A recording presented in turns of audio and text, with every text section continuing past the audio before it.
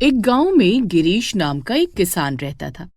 गिरीश कई वर्षों से बहुत परेशान चल रहा था। उसके खेत में फसल ही नहीं उग रही थी, जिस कारण गिरीश का परिवार भुखमरी की कगार पर पहुंच गया था। गिरीश खेत से अपने घर आता है तो देखता है कि उसकी 3 साल की बेटी कनक दूध के लिए रो रही थी। आ गए आप, देखिए ना कनक दूध के लिए कितना रो रही है। बाजार से दूध ले आइए। दूध वाले ने दूध उधार देने से मना कर दिया है। उसके 2,000 रुपए हमारे ऊपर उधार हैं। मैं कनक के लिए दूध कहाँ से लाऊं? मेरी बच्ची भूख से तड़प तड़प कर दम तोड़ देगी। नेहा अपनी पड़ोसी से थोड़ा सा दूध मांगती है। हाँ हाँ, दूध दे देती हूँ, लेकिन अगली बार से नहीं दूंगी। तुम्हारा रोज का है, कभी दूध मांगने चली आती हो तो कभी आटा मांगने। नेहा दूध लाकर कनक को पिलाती है। नेहा और गिरीश ने 3 दिनों से अन्न का एक निवाला भी नहीं खाया था। दरअसल गिरीश एक छोटा मोटा किसान था। कई वर्षों से उसके खेत में कोई फसल नहीं उग रही थी। कभी सूखा पड़ जाता, कभी जमीन बंजर हो जाती तो कभी फसल को कीड़े खा जाते। मैंने कनक को दूध पिलाकर सुला दिया है, थोड़ा सा दूध बचा कर रख दिया है, कल सुबह कनक को पिला दूंगी। भगवान का नाम लेकर अब हम भी सो जाते हैं। दोनों पति पत्नी सोने ही वाले थे कि तभी कोई उनकी कुंडी खटखटाता है। गिरीश दरवाजा खोलता है तो सामने एक साधु बाबा खड़े थे। बेटा, मैंने कई दिनों से कुछ नहीं खाया।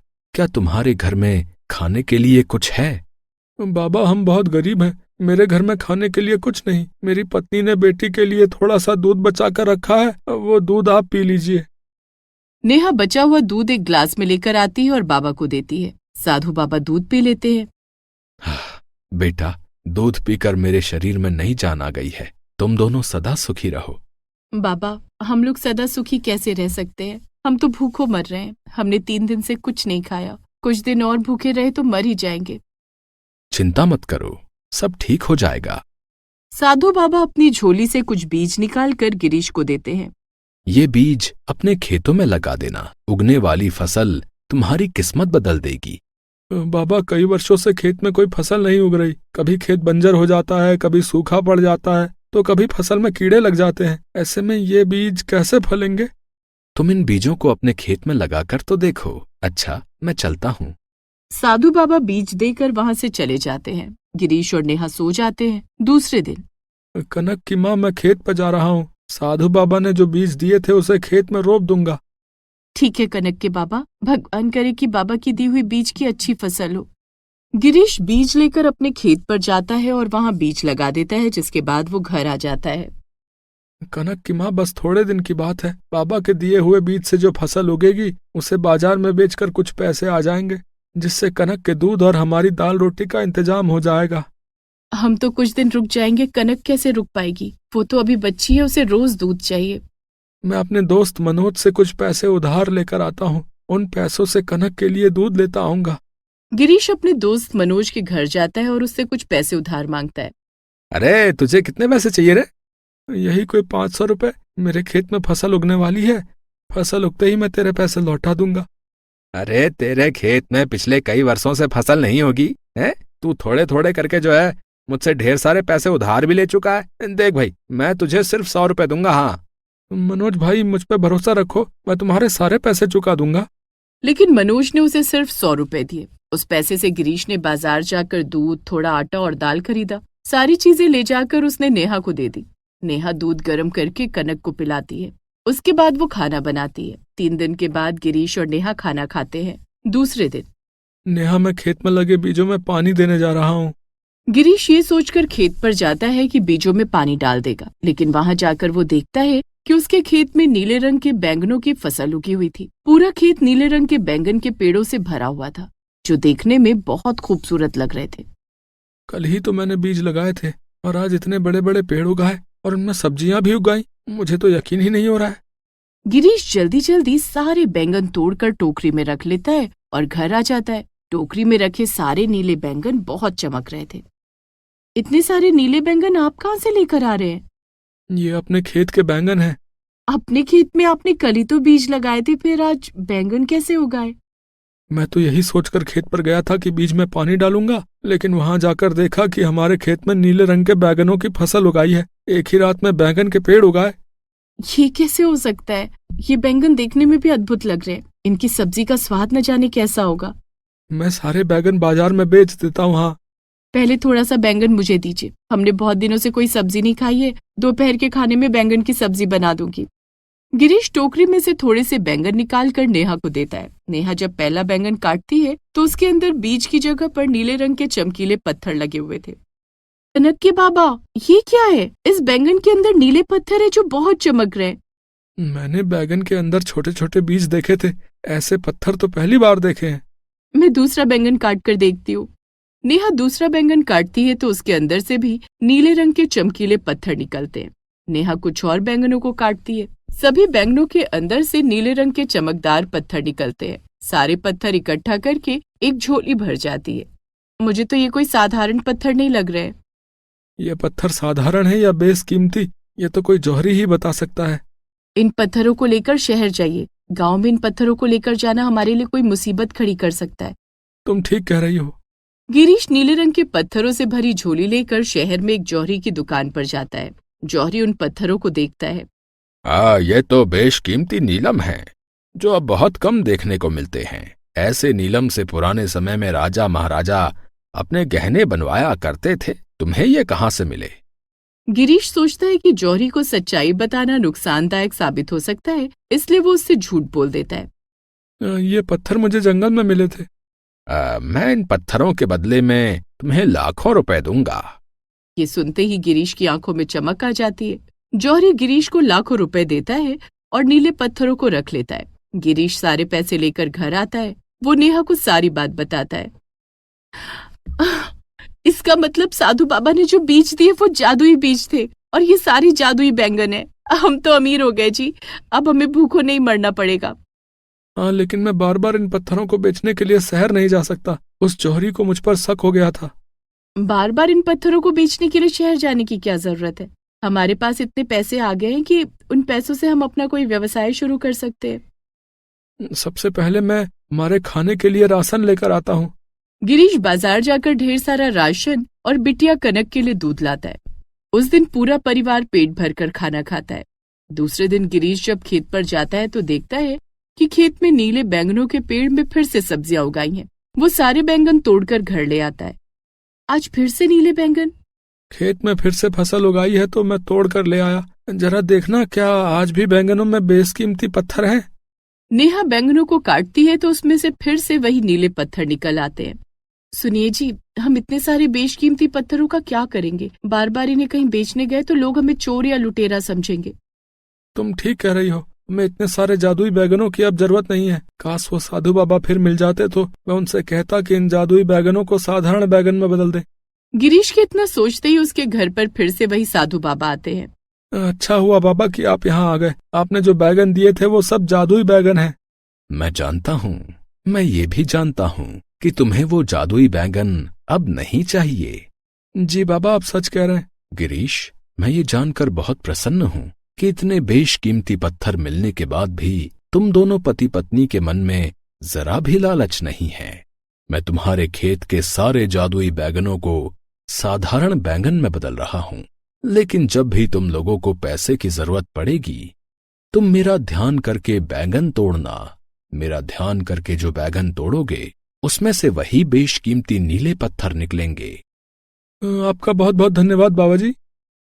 गिरीश और नेहा साधु बाबा को बहुत उत्तम भोजन कराते हैं, जिसके बाद वे उन्हें अन्न वस्त्र देकर विदा करते हैं। उनके जाने के बाद गिरीश के खेत के सारे जादुई बैंगन साधारण बैंगन में बदल जाते हैं। अब गिरीश जौहरी के पास से लाए हुए पैसों से अपना नया व्यवसाय शुरू करता है। नेहा खेती का काम करने लगी और गिरीश व्यवसाय संभालने लगा। दोनों पति पत्नी के बुरे दिन अच्छे दिन में बदल जाते हैं। गिरीश अपने दोस्त को उसके सारे पैसे लौटा देता है। मनोज भाई, ये रहे तुम्हारे पैसे, ब्याज समेत लौटा रहा हूँ। हाँ धन्यवाद भाई गिरीश, लेकिन इतने पैसे तुम्हारे पास आए कहाँ से यार? अरे अपनी मेहनत से खेत को फिर से उपजाऊ बना लिया है, जिसमें अच्छी फसल हो रही है। गिरीश ने अपनी अमीरी का राज सबसे छिपा कर रखा। उन्हें जब भी पैसों की जरूरत पड़ती, वे साधु बाबा का ध्यान करके बैंगन तोड़ते और उसमें से वही बेशकीमती पत्थर निकलते, जिन्हें बेचकर वे अपनी सारी जरूरतें पूरी कर लेते। मंगरू के खेत में हमेशा हरियाली रहती थी। चिड़िया चहचहाती रहती, पक्षी किलोल करते थे। लेकिन एक दिन अचानक मंगरू का खेत वीरान हो जाता है। कोई कहता कि मंगरू के खेत में किसी ने जादू कर दिया है तो कोई कहता कि किसी दुखियारी का श्राप लगा है। मंगरू अपने खेत को देखकर रो रहा है। अरे मेरे खेत को क्या हो गया, न जाने कैसे सारी फसल अपने आप जलकर राख हो गई। मैंने किसी का क्या बिगाड़ा था। सब ठीक हो जाएगा मुनिया के बाबा, हम फिर से फसल लगाएंगे, हमारे खेत में फिर से हरियाली छाएगी, पक्षी किलोल करेंगे। मंगरू की पत्नी फुलवा उसकी हिम्मत बढ़ाती है। दोनों मिलकर अपने खेत में फिर से फसल लगाते हैं। दोनों को बड़ी उम्मीद थी कि उनकी खेती फिर से जीवित हो उठेगी, लेकिन ऐसा होता नहीं है। फसल लगाए हुए 1 महीने से ज्यादा हो गया, लेकिन अभी तक बीज से अंकुर भी नहीं फूटे। मुझे भी बड़ी चिंता हो रही है, इस तरह तो हम भूखों मर जाएंगे। 1 महीने से ज्यादा हो गए हमने सब्जी नहीं बेची, 1 रुपए की कमाई नहीं हुई है। जो थोड़े पैसे बचा कर रखे थे वो भी अब खत्म हो गए हैं। अब हम क्या करेंगे? अरे मेरी तो कुछ समझ में नहीं आ रहा है। फुलवा बातें करते हुए सबको खाना परोसती है। माँ, तुमने कितने दिनों से घर में रोटी नहीं बनाई, हर समय दाल चावल बना देती हो, कोई सब्जी भी नहीं बनाती। मुनिया बेटी, तू तो हमारी हालत देख ही रही है, घर में दाल चावल के अलावा कुछ नहीं है। अब तो वो भी खत्म हो गए। हरी सब्जी खरीदने के लिए भी हमारे पास पैसे नहीं है। नानी के घर से जो आम का अचार लाए थे वही दे दो। वो अचार तो कब का खत्म हो गया। याद नहीं तेरे बाबा जब खेत पर जाते थे तब उन्हें रोटी के साथ वही अचार दिया करती थी। तो ठीक है, जब घर में कुछ है ही नहीं तो मैं खाना नहीं खाऊंगी। अब मैं खाना तभी खाऊंगी जब घर में रोटी सब्जी बनेगी। गुस्सा मत कर मुनिया बेटी, मैं वादा करता हूँ कि तुझे जल्द ही अच्छा खाना ला कर दूंगा। फुलवा मुनिया को किसी तरह से मनाकर दाल चावल खिलाती है। इसी तरह दिन बीत रहे थे। मंगरू और फुलवा बार बार खेत में फसल उगाते, लेकिन फसल उगती ही नहीं। पूरा खेत ऐसे काला पड़ गया था जैसे किसी ने खेत में आग लगा दी हो। मुनिया के बाबा, अब तो बहुत दिन हो गए, हमारी सोना उगलने वाली खेत बंजर बन चुकी है। मुझे नहीं लगता कि अब इसमें कोई फसल उगेगी। हम भूख से तड़प तड़प कर मर जाएंगे। इससे तो अच्छा होगा कि हम अपनी जान दे दें। तुम ठीक कह रही हो फुलवा। मंगरू और फुलवा खेत के बाहर खड़े एक पेड़ पर फांसी का फंदा बनाते हैं और दोनों अपने गले में फांसी का फंदा लगाने वाले थे कि कोई उन्हें रोक देता है। रुको मंगरू, ये तुम क्या करने जा रहे हो? अरे कौन बोल रहा है? कौन है? जिस पेड़ पर तुम फांसी लगा रहे हो उसी पेड़ की टहनी पर ऊपर की ओर देखो। मंगरू सिर उठाकर देखता है तो वहां एक तोता तोती का जोड़ा बैठा था। ये तो तोता तोती हैं, ये इंसानों की तरह बात कर रहे हैं। हाँ, हम दोनों इंसानों की तरह बात कर सकते हैं। मैं कई दिनों से देख रहा हूं तुम दोनों अपने खेत को लेकर बहुत परेशान हो।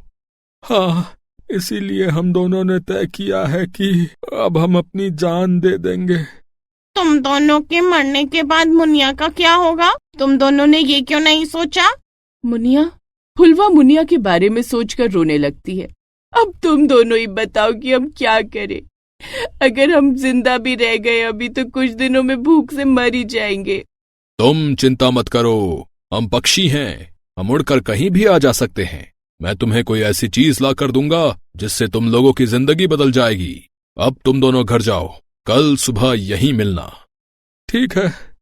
मंगरू और फुलवा अपने घर आ जाते हैं। उन्होंने देखा कि मुनिया घर के दरवाजे पर बैठकर उनका इंतजार कर रही थी। वो दोनों के गले लग जाती है। माँ, तुम और बाबा कहाँ रह गए थे? मैं कब से तुम दोनों का इंतजार कर रही हूँ। देखो मैं क्या लाई हूँ। वो तीनों घर के अंदर जाते हैं तो देखते हैं कि एक थाली में 2 सूखी रोटियां थीं। मुनिया, ये रोटी कौन लेकर आए हैं? ये रोटी मैंने पड़ोस वाली शीला काकी से मांगी है। मैंने देखा शीला काकी रोटियों को कचरे में फेंक रही थी तो मैंने उनसे ये रोटियां मांग ली। माँ, 1-1 रोटी आप और बाबा खा लो। अगर मैं और तेरे बाबा 1-1 रोटी खा लेंगे तो तू क्या खाएगी? माँ, शीला काकी ने मुझे 3 रोटियां दी थी, जिसमें से 1 रोटी मैंने खा ली। अरे, हमारी बेटी इतनी समझदार हो गई है कि अब हमसे झूठ भी बोलने लगी है। मंगरू ने मुनिया को गले से लगा लिया। फुलवा ने रोटियों के 3 टुकड़े किए और तीनों ने रोटी का 1-1 टुकड़ा खा लिया। तीनों खाना खाकर सो जाते हैं। इधर पेड़ पर बैठे तोता तोती उड़ जाते हैं और कुछ बीज लाकर मंगरू के खेत में गिरा देते हैं।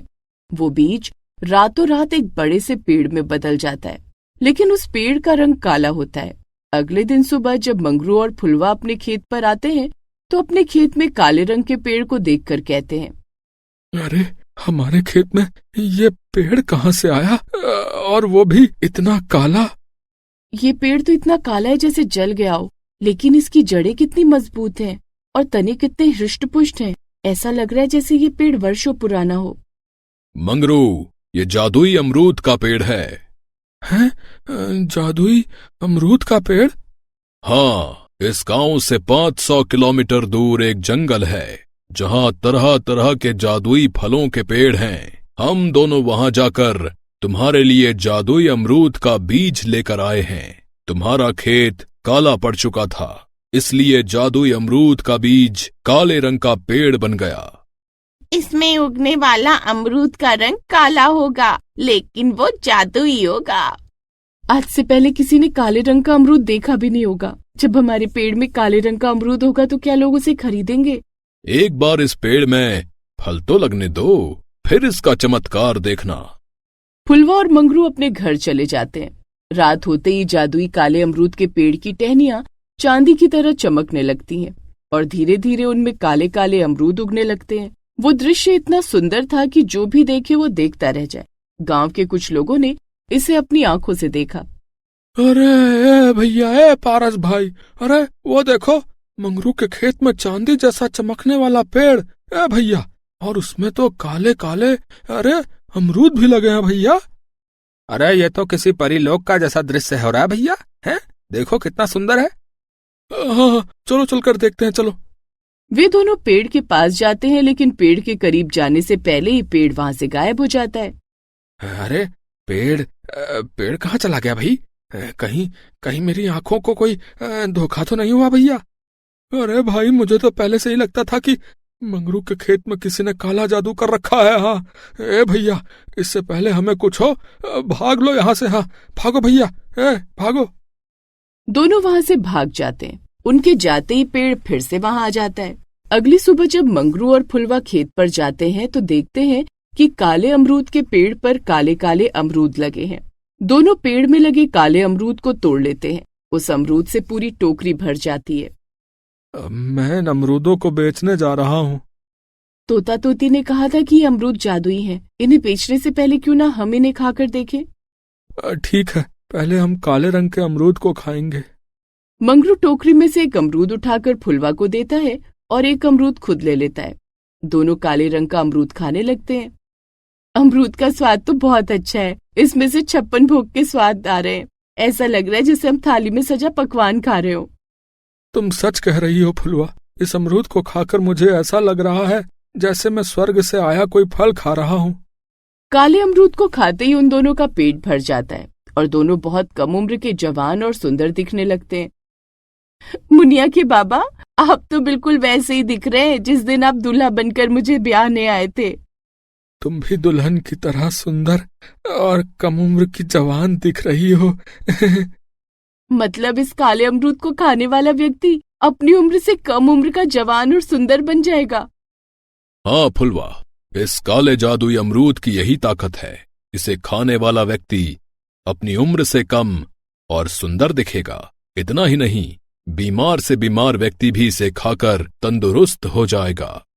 दोनों पति पत्नी खुशी खुशी अमरूद को टोकरी में लेकर उसे बेचने के लिए निकल जाते हैं। हम इन अमरूदों को शहर में बेच आते हैं। ठीक है फुलवा। दोनों अमरूद लेकर शहर की ओर जाते हैं। रास्ते में राहगीर उन्हें देखकर दांतों तले उंगली दबाने लगे। एक अमीर और बूढ़ी महिला कहती है, इतना जवान और खूबसूरत नौजवान टोकरी लिए अमरूद बेच रहा है, और वो भी काले रंग का। महिला मंगरू को रोकती है, मैंने आज से पहले काले रंग का अमरूद नहीं देखा। इस अमरूद में क्या खास बात है कि ये काले रंग का है? ये अमरूद जादुई है। जो भी इसे खाएगा वो अपनी उम्र से लगभग आधी उम्र का दिखने लगेगा और खूबसूरत हो जाएगा। क्या तुम्हारी खूबसूरती का यही राज है? हाँ बहन जी, मैंने और मेरी पत्नी ने इस काले अमरूद को खाया है, जिसके बाद हम दोनों फिर से जवान हो गए। ये तो चमत्कारिक अमरूद है। मैं तुम्हें एक अमरूद के 1 लाख रुपए दूंगी। मुझे एक अमरूद दे दो। मंगरू से एक अमरूद देता है, जिसे खाकर वो बूढ़ी महिला जवान और खूबसूरत हो जाती है। महिला बदले में मंगरू को 1 लाख रुपए देती है। मेरे पति कई साल से बीमार हैं, वे चल फिर नहीं सकते। क्या ये जादुई अमरूद उन्हें ठीक कर सकता है? हाँ बहन जी, ये जादुई काला अमरूद आपके पति को बिल्कुल ठीक कर देगा। महिला एक और काला अमरूद खरीद लेती है और मंगरू को 1 लाख रुपए और दे देती है। मंगरू 2 अमरूद बेचकर हाथों हाथ 2 लाख रुपए कमा लेता है।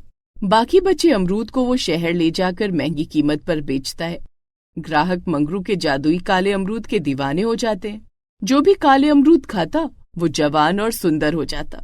मंगरू रोज शहर जाकर जादुई अमरूद बेचता और बहुत जल्द करोड़पति बन जाता है। मुनिया फुलवा और मंगरू के साथ महलों में राज करने लगती है। किसी गांव में हीरा नाम का एक किसान रहता था। कई वर्षों से उसके खेत में कोई फसल नहीं हो रही थी, जिस कारण हीरा पागल हो जाता है। उसका परिवार दाने दाने को मोहताज होकर भीख मांगने पर मजबूर हो जाता है। गांव के चौराहे पर हीरा की पत्नी और बच्चे भीख मांग रहे थे। भगवान के नाम पर कुछ खाने को दे दो मालिक, मेरे बच्चों ने 2 दिन से कुछ नहीं खाया। करुणा के बगल में हीरा बैठा हुआ था, जो पागल होने के कारण अजीब हरकतें कर रहा था। गांव वाले हीरा को देखकर उल्टी सीधी बातें करते थे। काम चोर कहीं का है, अपनी फसलों की देखभाल नहीं करता था और अब पागल होने का नाटक करता है। नहीं साहब, मेरे पति नाटक नहीं करते हैं, ये सचमुच में पागल हैं। ये अपने खेत की बहुत अच्छी तरह से देखभाल भी करते थे, लेकिन शायद हमारी किस्मत ही खराब थी कि खेत बंजर हो गया।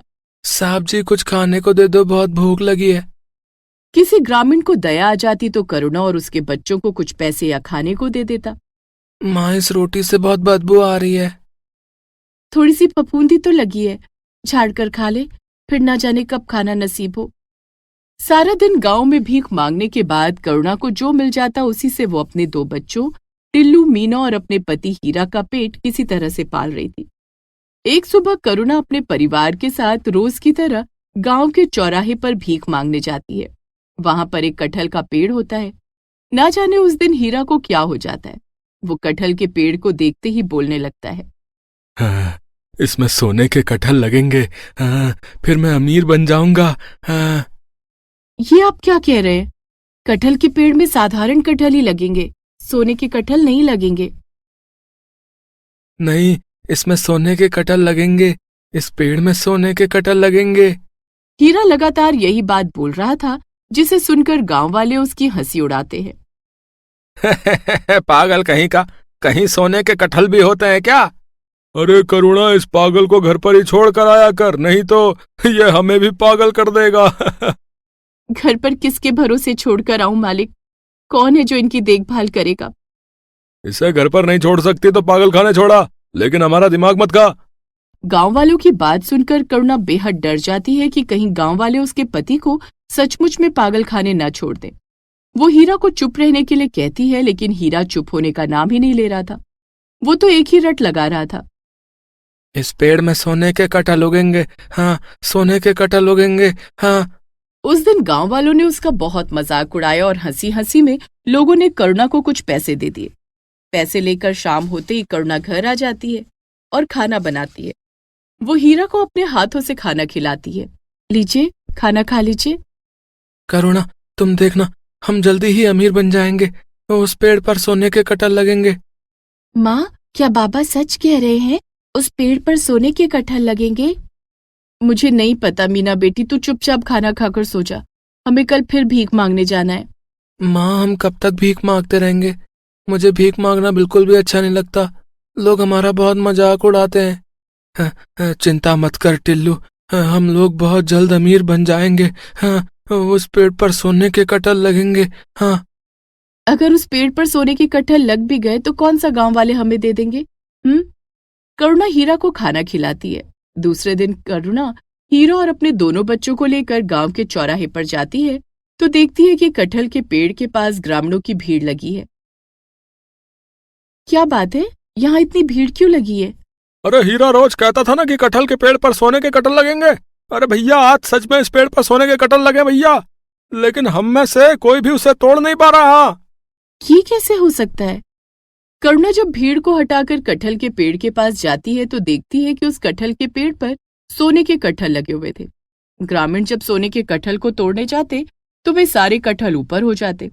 कोई भी सोने के कटहल तक नहीं पहुंच पा रहा था।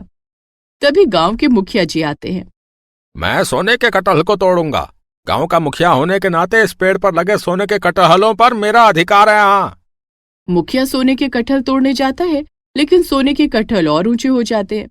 मुखिया का हाथ वहां तक नहीं पहुंच पाता है। वो अपने आदमियों से कहता है, अरे लकड़ी की सीढ़ी लेकर आओ। मुखिया के आदमी लकड़ी की सीढ़ी लेकर आते हैं। मुखिया लकड़ी की सीढ़ी को पेड़ के सहारे खड़ा करता है और सीढ़ी पर चढ़कर कटहल तोड़ने की कोशिश करता है, लेकिन कटहल और ऊंचे हो जाते हैं। मुखिया सीढ़ी पर चढ़ने के बाद भी कटहल नहीं तोड़ पाता है। फिर वो अपने आदमियों से कहता है, अरे लाठी मार मार कर सारे कटहल तोड़ दो। मुखिया के आदमी सोने के कटहलों पर लाठी बरसाने लगते हैं, लेकिन कटहल फिर भी नहीं टूटते हैं। इतने में वहां हीरा आता है। ये कटहल मैं तोड़ूंगा, ये कटहल मैं तोड़ूंगा। अरे चुप पागल, जब मुखिया जी सोने के कटहलों को नहीं तोड़ पाए तो तू कैसे तोड़ लेगा है? लेकिन हीरा नहीं मानता है और एक ही रट लगाता है। सोने के कटहल मेरे लिए हैं, इन्हें मैं तोड़ूंगा। सोने के कटहल मेरे लिए हैं। हीरा कटहल के पेड़ के पास जाता है तो मुखिया उसे धक्का देकर गिरा देता है। तभी कटहल के पेड़ से एक सोने का कटहल टूटकर मुखिया के पैर पर गिरता है। मुखिया को चोट लग जाती है। अरे मुझे किसने मारा? मुखिया देखता है कि सोने का कटहल जो मुखिया के ऊपर गिरा था वो मिट्टी का ढेर बन चुका था। सभी ग्रामीण मुखिया को उठाने लगते हैं। अरे मुखिया जी, आपको चोट तो नहीं लगी? मुखिया जी, मैं आपके पैर में मालिश कर देता हूँ। सारी भीड़ मुखिया के पास इकट्ठा हो जाती है तो हीरा कटहल के पेड़ के पास जाता है। जैसे ही वो वहां पहुंचता है, कटहल के पेड़ से सोने के कटहल अपने आप हीरा के हाथों तक पहुंच जाते हैं। हीरा पेड़ में लगे सारे सोने के कटहल तोड़ लेता है। माँ, बाबा के हाथ में ढेर सारे सोने के कटहल हैं। अब हम लोग अमीर हो जाएंगे ना? माँ, यहाँ से जल्दी चलो, नहीं तो लोग हमसे कटहल छीन लेंगे। इतने सारे सोने के कटहल? जो कटहल सारे ग्रामीण और मुखिया जी नहीं तोड़ पाए, वो आपने कैसे तोड़ लिया? सोने के कटहल हाथ में आते ही हीरा का पागलपन दूर हो जाता है। मुझे कुछ नहीं पता कि मैंने ये कटहल कैसे तोड़ लिए। मुझे कुछ समझ में नहीं आ रहा है। आप ठीक हो गए मीना के बाबा, ये तो जादुई कटहल है। इन्हें छूते ही आप बिल्कुल ठीक हो गए। इससे पहले कि मुखिया और सारे ग्रामीण हमसे ये सोने के कटहल छीन ले, हमें यहाँ से चलना होगा। वे लोग जाने लगते हैं कि तभी ग्रामीणों की नजर हीरा के हाथ पर जाती है। अरे वो देखो, हीरा सोने के कटहल लेकर भाग रहा भैया। हैं? हीरा, तेरी ये मजाल, तू सोने के कटहल लेकर भाग रहा है। मुखिया के आदमी और ग्रामीण हीरा से कटहल छीन लेते हैं, लेकिन उनके हाथों में आते ही सोने के कटहल मिट्टी का ढेर बन जाता है। अरे सोने के कटहल कहाँ गया भाई? ये तो मिट्टी का ढेर है। अरे जरूर हीरा ने कोई जादू टोना किया है। सभी मिलकर हीरा को मारने लगते हैं। तभी सोने का कटहल जो मिट्टी का ढेर बन गया था, वो उड़कर ग्रामीणों की आंख में चला जाता है। आई, अरे मुझे कुछ दिखाई नहीं दे रहा भैया। अरे मुझे भी कुछ नहीं दिखाई दे रहा भैया। अरे हीरा का बच्चा भाग जाएगा, उसे पकड़ो। अरे कैसे पकड़े मुखिया जी? हमें कुछ दिखाई नहीं दे रहा है। सभी अपनी अपनी आंखें मलने लगते हैं। इधर हीरा मिट्टी के ढेर को हाथ में लेकर रोने लगता है। तभी आवाज आती है, हीरा रो मत, ये मिट्टी के ढेर फिर से सोने के कटहल बन जाएंगे। लेकिन जब कोई दूसरा सोने के कटहल को हाथ लगाएगा तो वो मिट्टी का ढेर बन जाएगा। और मिट्टी का ढेर सोने का कटहल बन जाता है। ढेर सारे सोने का कटहल लेकर हीरा अपने परिवार के साथ घर आ जाता है। आज ये सब क्या हुआ? मुझे तो अपनी आंखों पर यकीन ही नहीं हो रहा है। बाबा, आप कहते थे ना कि उस पेड़ में सोने के कटहल लगेंगे, आपको कैसे पता था? मीना बेटी, मुझे रोज रात में एक ही सपना आता था कि हमारे खेत में एक कटहल का पेड़ है और उसमें सोने के कटहल फल रहे हैं। लेकिन बाबा, वो पेड़ हमारे खेत में नहीं, गांव के चौराहे पर है। हमें रोज रोज सोने के कटहल कौन तोड़ने देगा? वो सब बाद में देखेंगे। हमारे पास इतने सारे सोने के कटहल हैं कि हमें अब और सोने के कटहल की जरूरत नहीं है। हीरा शहर जाता है और सारे सोने के कटहल सोनार की दुकान पर बेच देता है। इसके लिए सोनार उसे काफी मोटी रकम देता है, जिसके बाद हीरा गांव आता है। मीना की माँ, आज मैं खाने का बहुत सारा सामान लाया हूँ। आज तो हमारे घर दिवाली मनेगी। ये हम अच्छा खाना खाएंगे। बाबा, हमारे लिए नए कपड़े भी लाए हो ना? हाँ मीना बेटा, मैं तुम लोगों के लिए नए कपड़े लाया हूँ। सभी नए कपड़े पहनते हैं। करुणा अच्छे अच्छे पकवान बनाती है। हीरा का परिवार रंग से राजा बन जाता है। सभी पेट भरकर अच्छा खाना खाते हैं। कुछ दिन के बाद हीरा अपनी झोपड़ी की जगह पर एक आलीशान घर बनवा लेता है। सब ठीक चल रहा था। एक दिन हीरा उसी चौराहे पर जाता है तो देखता है कि कटहल के पेड़ पर एक भी फल नहीं है और मुखिया ने पेड़ के चारों तरफ कटीले तार लगवा दिए हैं। हीरा को देखते ही कटहल का पेड़ बोलता है, तुम आ गए हीरा, मैं तुम्हारा ही इंतजार कर रहा था। मैं एक जादुई कटहल का पेड़ हूं। इस गांव में तुमसे भोला और सच्चा व्यक्ति दूसरा कोई नहीं है, इसीलिए मैंने अपने सोने के कटहल सिर्फ तुम्हें दिए। क्या तुम अब सोने के कटहल नहीं दोगे? जरूर दूंगा। कल सुबह तुम अपने खेत पर जाना और अपने खेत की सफाई करना। मैं तुम्हें वहीं मिलूंगा। दूसरे दिन हीरा अपने खेत पर जाता है तो देखता है कि वो जादुई पेड़ हीरा के खेत में खड़ा था और उसमें सोने के कटहल लगे थे। बीड़नगर गांव में हरिराम नाम का एक बहुत मेहनती किसान रहता था। हरिराम बहुत मेहनत से अपने खेत में फसल लगाया करता, लेकिन वो जितनी मेहनत से अपनी फसल लगाता था, फसल उस तरह से अच्छी नहीं होती थी। हरिराम अपने खेत से एक टोकरी हरी सब्जियां लेकर आता है। राधा, हर बार की तरह इस बार भी इतनी सब्जियां हुई हैं। आप इतनी मेहनत से फसल लगाते हैं, फिर आपको आपकी मेहनत का फल क्यों नहीं मिलता? ये तो बहुत कम सब्जियां हैं, इन्हें बेचकर हम कितना ही पैसा कमा पाएंगे? पता नहीं राधा, ऐसा मेरे साथ ही क्यों हो रहा है? इतनी मेहनत करने के बाद भी उसका फल क्यों नहीं मिल रहा? शायद मेरी ही मेहनत में कोई कमी रह जाती हो।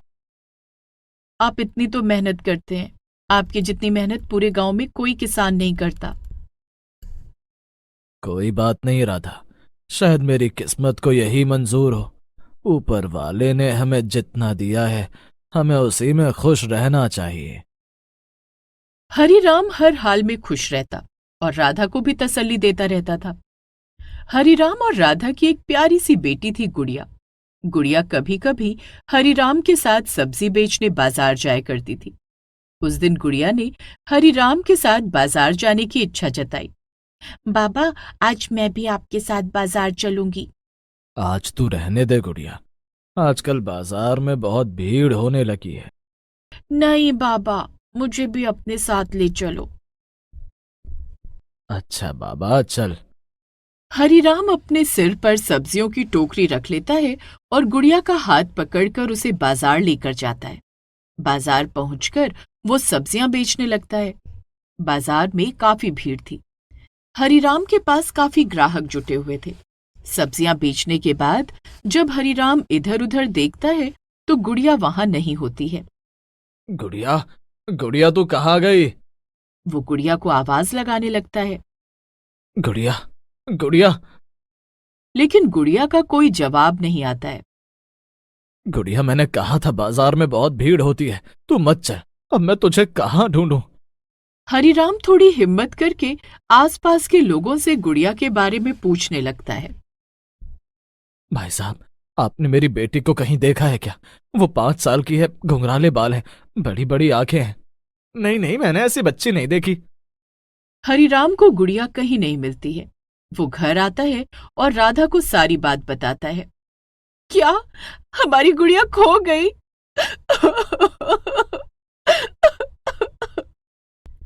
राधा गुड़िया को याद करके रोने लगती है। ना जाने हमारी बेटी कहाँ और किस हाल में होगी। राधा, तुम चिंता मत करो, गुड़िया जरूर मिल जाएगी। ऊपर वाला हमसे रूठा हुआ है। पहले ही हमें हमारी मेहनत के अनुसार फल नहीं मिलता था और अब हमारे पास जो था वो भी भगवान ने हमसे छीन लिया। हरिराम राधा को चुप कराता है। राधा, हिम्मत रखो, हम दोनों गुड़िया को ढूंढेंगे, वो हमें जरूर मिल जाएगी। वो दोनों पूरे गांव में घूम घूम कर गुड़िया को ढूंढते हैं, लेकिन गुड़िया उन्हें कहीं नहीं मिलती है। थक हार कर वे दोनों वापस घर आ जाते हैं। जब तक गुड़िया नहीं मिलेगी, मैं अन्न का एक निवाला अपने मुंह में नहीं लगाऊंगी।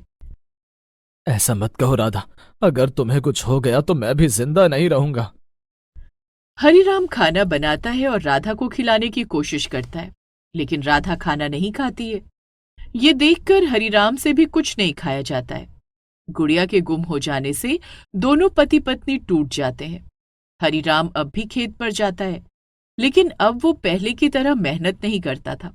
ये देखकर उसका पड़ोसी सोहन उससे कहता है, क्या बात है हरिराम भैया, आजकल तुम अपने खेत में पहले की तरह मेहनत नहीं करते?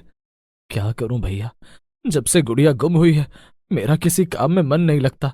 राधा ने तो खाना पीना छोड़ रखा है, वो बीमार रहने लगी है। तुम्हें देखकर ऐसा लगता है जैसे तुमने भी बहुत दिनों से कुछ नहीं खाया। कैसे खाऊं खाना? जब भी खाने बैठता हूं मेरी आंखों के सामने गुड़िया का चेहरा आ जाता है।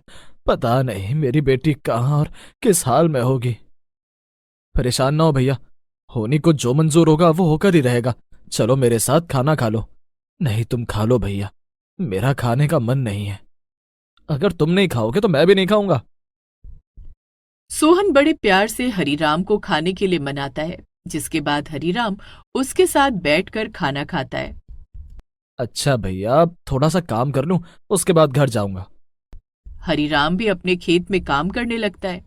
काम खत्म करने के बाद वो घर जाता है तो देखता है कि राधा की तबीयत बहुत बिगड़ चुकी थी। राधा चारपाई पर बेहोश बेसुध पड़ी होती है। राधा, राधा तुम्हें क्या हुआ? कुछ बोलो राधा। लेकिन राधा की ओर से कोई जवाब नहीं आता है। हरिराम उसे उठाकर अस्पताल ले जाता है, जहां डॉक्टर राधा का चेकअप करता है। लगता है इन्होंने बहुत दिनों से कुछ खाया नहीं है, ये बहुत कमजोर हो गई है, जिस कारण इनकी ऐसी हालत हो गई है। डॉक्टर साहब, मेरी पत्नी को ठीक कर दीजिए, राधा ही मेरा जीने का सहारा है। डॉक्टर राधा का इलाज करता है, जिससे राधा की हालत में थोड़ा सुधार आता है। अब आप इन्हें घर ले जा सकते हैं, लेकिन इनके खाने पीने का ध्यान रखना होगा। ठीक है डॉक्टर साहब। हरिराम राधा को लेकर घर आता है। वो राधा के लिए खाना बनाता है और उसे खाना खिलाता है। दूसरे दिन से हरिराम अपने खेत पर जाने लगता है।